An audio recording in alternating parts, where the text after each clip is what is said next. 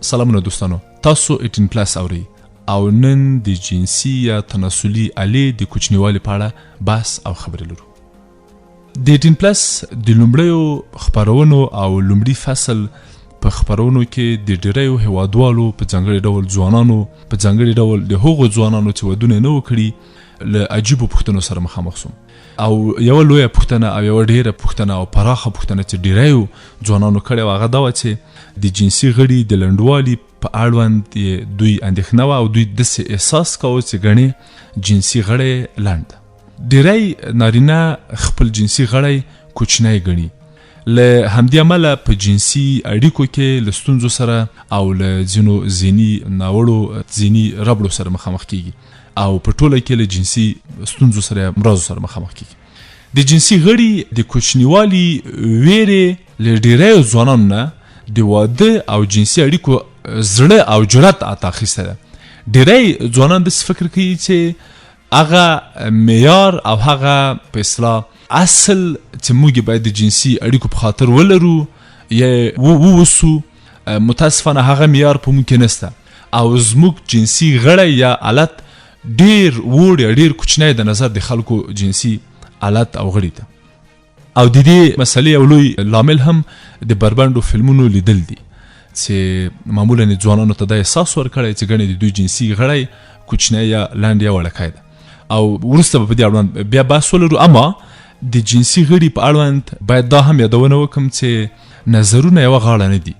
یعنی ډیری په دغه برخه کې د متخصصینو یا ارواپوهانو فیزیولوژیستانو نظر تر ډیره حده یو نه ده. ډیری څېړنې وایي چې د بالغو یا لویو نارینهو یا نرانو د جنسي غړي اندازه باید په منځنۍ توګه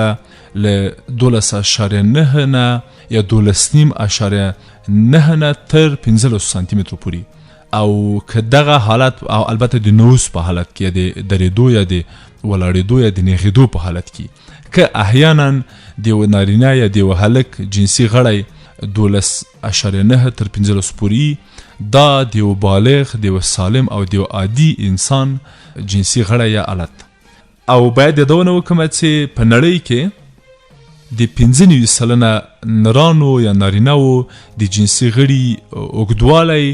له 10.1 تر 19 سانتي متره پورې ده. یعنی په نړۍ کې دا ثابته شوې ده چې ډیری انسانان په ډیر کمه کچه او اندازه د جنسي آلت له ستونزې یا په اصطلاح له اوږدوالي یا لنډوالي سره مخ دي. که چیرې د بالغ نارینه جنسي غړی په عادي حالت کې 4 سانتي او د نعوس پر مهال 7 سانتي متره وي، دغه حالت ته یا د دغه جنسي غړي په اړوند یا په پار مونږ کولی سو ووایو چې ګڼې دغه جنسي غړی کوچنی ده یا د دې دلیل ده او په اثبات رسي چې د دغه کس جنسي غړی کوچنی ده یا په اصطلاح لنډ ده. بیا غواړم یادونه وکړم چې که احیانا له 4 سانتي نه په عادي حالت کې له 4 سانتي او په د نعوس په حالت کې د درېدو په حالت کې له 7 سانتي مترو نه کمي دغه جنسي غړي ته موږ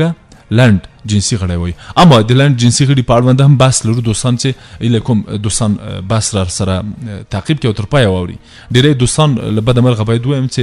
زموږ بحثونه تر پایه نه اوري. خو دغه د جنسي غړي مورد باید د فرد د وجود له نورو غړو سره هم په تناسب کې واقع سي. یعنی که مونږ احیانا د یو کس یا د یو نارینه د جنسي غړي په اړوند قضاوت کوو یا فیصله کوو، د نارینه غړی هم باید په نظر کې ورسره ونیول سي. یعنی د نارینه اوږدوالی خپله د نارینه اوږدوالی د جسم اوږدوالی د بدن اوږدوالی یا په اصطلاح د بدن حالت مهمه ده چې دی خپله د ده وجود څه ده. یعنی دا مورد باید د فرد د وجود له نورو غړو سره هم په تناسب او څېړنه د متخصص په وسیله تایید سي. یعنی تاسو که اوس احیانا یو ټیټ او یو لنډ انسان راځي په اصطلاح چې هغه نور هم له جسمي اړخه لنډوالی لري یا ستونزې لري، دی یا په اصطلاح طبیعي هماغسې ده، دی نسي کولی چې دغه معیارونه چې موږ یادونه وکړه دی په هغو معیارونو کې ځان ور واچوي. د جنسي غړي لنډوالی د جنسي شریکانو په ذهن او اړیکه هم له بده مرغه باید ووایم چې اغېز کوي او د ګډوډۍ لامل ګرځي. یعنې ډېری ښځینه کله چې ویني چې د خپل خاوند د خپل جنسي شریک یا ملګري د جنسي حالت یې لنډ ده، دا کولی شي په هغوی له بده مرغه ووایم چې اندېښنه ورته پیدا کړي او په اصطلاح په یو شکل ترې ناامیده سي، بې باوره سي او په اصطلاح هغه تنده چې غواړي په اصطلاح په جنسي کړنو کې ماته کړي، هغه له بده مرغه ونسي کولی چې له خپل نارینه سره په هغې هیلې ته یا هغه امید ته ورسیږي. دا نن سبا د ډېریو مېرمنو د ستونزو لامل ګرځېدلی ده او دا هم د هغو مېرمنو په وجود کې یا په اصطلاح په ژوند کې کوم چې دوی له بده مرغه ووایم لوڅ یا بربنډ فلمونه ګوري یا په دغه ډول لوڅو او بربنډو فلمونو روږ دي یا احتیاط، ځکه چې دوی هلته هغه جنسي غړي هغه جنسي اړیکې چې هغه په کمرې په ډول یا په اصطلاح ډیجیټلي ډول یا په د فلم په شکل یا د دوا په صورت یا د ځینو سپریو په وسیله او په لامل هغه ویني او دلته د خپل نارینه د خپل جنسي شریک جنسي غړی هم ورسره مقایسه کوي. یعنی ما که تاسو بیا د دوستانو ما د لوڅو فلمونو په بد اغېزو کې هم په دې خبرې رڼا اچولې وه چې دغه ډول فلمونه یو ډول په لاشعوري او انکانشسلی حالت کې له بده مرغه په ځوانانو ډېر بد اغېز کوي او د ډېریو ګډو جوړو ژوند یې ورخراب کړی. آیا جنسي غړی په جنسي اړیکو اغېز لري؟ دا کیدای سي یو پوښتنه وي. د جنسي غړي لنډوالی په جنسي اړیکه هیڅ اغېز نه لري قطعا او په هیڅ صورت. هر هغه نارینه او ښځینه چې په دې اړوند نګرانه دي، په اصطلاح ناراحته دي، اندېښمن دي، تشویش کوي او په اصطلاح خویه بده د دې مورد ته باید دا تشویش او دا اندېښنه یې رفع سي او دفع سي چې په هیڅ صورت د جنسي غړي لنډوالی په جنسي اړیکه په هیڅ راز او په هیڅ شکل په جنسي اړیکو اغېز نه لري. یعنی هر هغه نارینه چې د نوس په حالت کې جنسي غړی 7 سانتي متره کفایت کوي د خپل جنسي ژوند په بقا د فکر وکړي په نورو لاملونو او په نورو مرستو. د جنسي غړي لنډوالی او یا په لنډوالي باور څه ستونزه پیدا کوي؟ یعنی که موږ لنډ نه یي جنسي غړی یم مو اما په دې باور وو چې یعنې داسې فکر کوو چې ګڼې دا به لنډ وي. فرد له بده مرغه ووایم چې کامل نارینه ځان نه احساسي او داسې احساسي چې ګڼې زه پوره نر یا نارینه نه یم. دا منفي فکر یې په اوږد مهال کې د ژور خفګان، اضطراب او نورو سټرسونو او اروايي ستونزو اتا ډېر ځله په مازوخیزم یا تر ډېره بریده په سادیزم ستونزو باندې د اخته کېدو یا د ډېرو جنسي ګډوډیو او انحرافونو یا کاګلیچونو په راپیدا کېدو کې متاسفانه لامل ګرځي او نقش او ونډه لوبولی سي. د نارینه لنډ جنسي حالت یا غړی د ښځې د ناخوښۍ او اندېښنې لامل هم له بده مرغه ګرځېدی سي او ښځې ته هم په اصطلاح په اوږد مهال کې اندېښنه پیدا کولی سي. غواړم یادونه وکړم چې دغه باور باید په ذهن کې پیدا نه سي نه ښځې ته او نه نارینه ته چې ګڼې زما د جنسي ملګري یا ګډ ژوند ملګري جنسي غړی لنډ ده. ځکه چې موږ په لنډوالي بحث نه کوو. اصلا اجازه راکړئ دا ووایم چې اصلا په جنسي اړیکو کې